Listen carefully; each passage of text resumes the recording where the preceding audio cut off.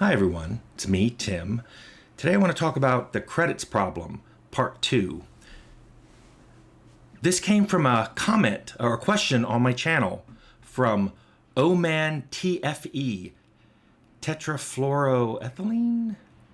Anyway, Oman TFE said, can you make a video experience as programmer of Star Trek Academy? This is a game back in the 90s. And my reply was, I wasn't really a programmer on that team. I programmed GNW, which is my OS Abstraction Library. I have a whole video to that. I'll link it in the description.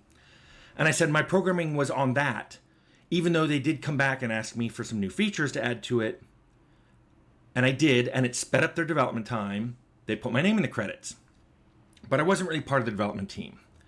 By the way, I also appear in the credits for Atomic Bomberman and Max, Mechanical Assault and Exploration, for the same reasons. I made GNW for them, did support of GNW, added some new features for them, but I wasn't really embedded in those teams.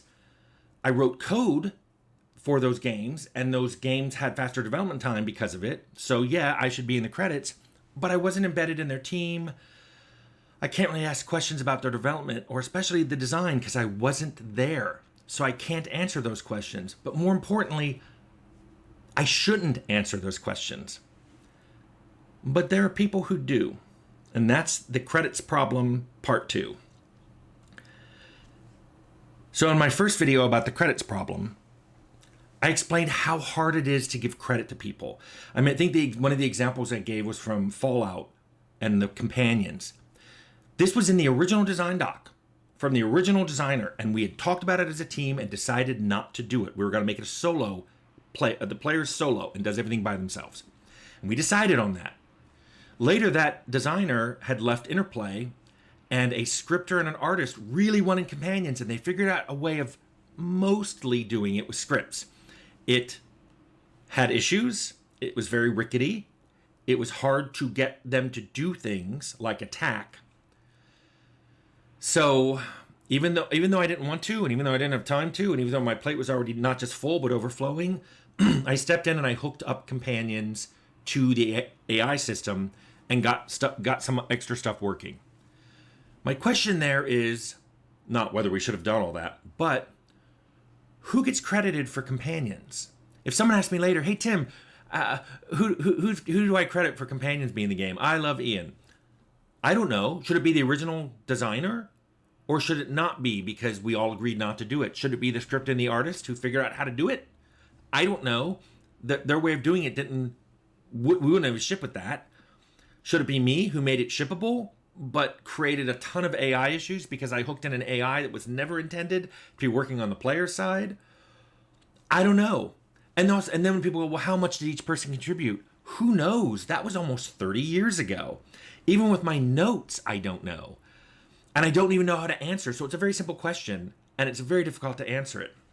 But more importantly, and this is why we're doing credits video part 2, who will check if someone on the team lied and said, oh yeah, I played a big role in companions?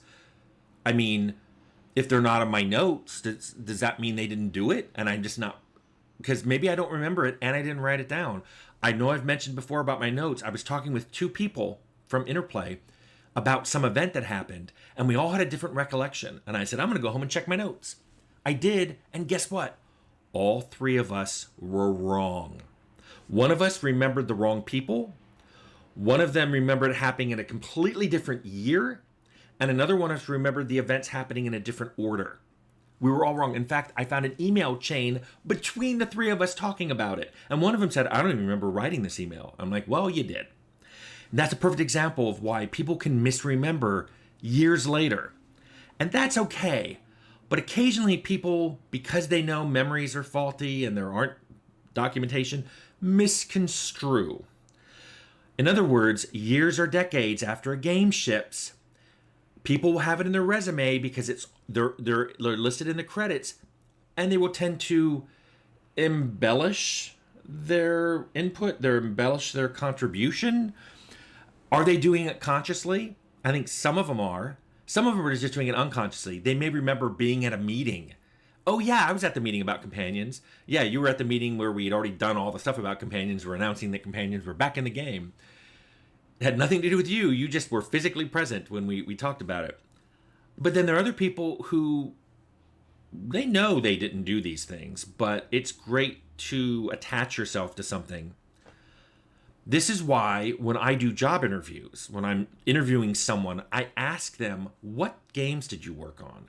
And then when they answer, I'm like, what specifically did you do on it? What was your contribution? And then I try to ask them questions about it because let me tell you something. It's been 30 years, but I can still remember stuff about Fallout AI and trying to hook up companions to AI because I did it. I was the one who did it. If you ask someone who didn't do it, they tend to stumble. They're not sure. But the problem with that is you may be dealing with someone who doesn't quite remember or is nervous about being in an interview. So I try to check up on it later. But the problem with that is there's a lot of people that won't say anything other than what's legal, which is he worked here or she worked here during this date range and had this job title. And that's all they're saying. Because people and companies have gotten sued for answering any further questions. So it's really, really, really hard to check up on what work people have actually done. And look, I just want to make it really clear. I'm not going back on what I said. I'm not saying don't include people in credits. I feel that if anybody worked on a game in any capacity, they deserve to be in the credits. Even if they leave before it ships. If they have something in the game, if they contributed to the design, if they have art assets, if they have code assets, if they have sound assets, if they did QA, if they did production at any point, put their name in the credits. But guess what? Lots of companies don't. They don't give you credit. Worse, and I don't think a lot of you know this, there are a lot of companies out there that don't give you credit if they reuse your asset in a DLC or a sequel or another game. How do I know that? It's affected me. My name is not in the credits of a game that I worked on early in my career. Almost cost me getting a job because somebody looked me up and said, you're not in the credits here. But I answered so many questions about the game and explained working there. And I think, I even had a photo of me working there. And I said, I will go home and get that photo because this was back in the 90s and I didn't have anything digitally. I mean, it almost cost me a job because some company was so petty that they wouldn't put my name in the credits. However, even later, there's a game out more recently. It has my code in it, but my name does not appear in the credits. And I was told that the company said we don't give credit to people if we reuse any of their assets. Here is the interesting thing. Recently, a programmer came to me to ask me a question about the code. And I kind of looked at him and went, my name isn't in the credits for that game. Why are you asking me? And he said, well, I asked some other programmers and they said, this is your code and there's a comment in there that's got your initials on it. I thought you would know what it is. Now, for a second, I thought I can be really, really petty and go, look, you're asking the wrong person. Here's the list of programmers on that game. Go ask one of them. And I know people will go, you know what? Revenge is sweet, isn't it? Revenge is sweet, but pettiness is super sour. For like Inigo Montoya got revenge on the Six-Fingered Man for killing his dad. But he wasn't petty. That was revenge. He didn't get petty. It would have been super petty for me not to answer a fellow programmer's questions because of my name not being in the credits. And I did answer his questions. Actually, we talked for like an hour because answering his question led to more questions. In fact, we had to go back to his office and look at the code because I'm like, I need to look at that. But here's the thing, and this is what stuck with me. Adding people to the credits is super easy. It's about as dirt cheap as anything you can add to a game. But some companies are still super, super petty about it and will not do it. I don't like that. I'm never going to be on Team Petty. But it does contribute to the problem I just mentioned and have been talking about this entire video.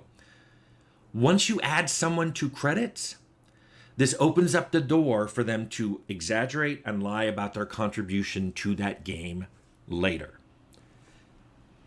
I made this video just to say you need to be aware of this because Most games, people don't keep extensive notes about whose contributions were what.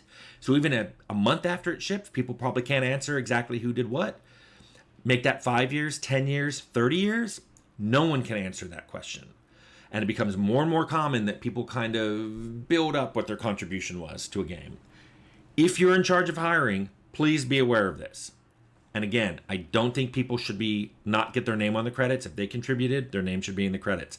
But that causes this problem of your person's name in the credits, you have no idea what they did.